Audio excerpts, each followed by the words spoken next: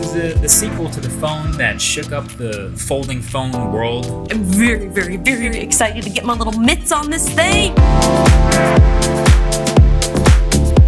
My goodness, it feels polished now. Both the cover screen and the main screen got big upgrades. The cover screen is now full size. This one gives you a real 2020 smartphone experience even when the device is closed. I love that you can run multiple apps at once on the same screen. You just drag and drop up to 3 apps into place. You can hit this button in the center here and actually do a quick flip on the 2, and look how seamless that is. I'm doing many things at once because I got the new Fold, the Fold2. They fixed it all. It's still called flex mode when the hinge is folded halfway, and then it'll treat the app like a mini laptop basically. You can do rear camera selfies and it'll turn on that bigger cover display. That's really smart. It's an experience you can't get on other smartphones.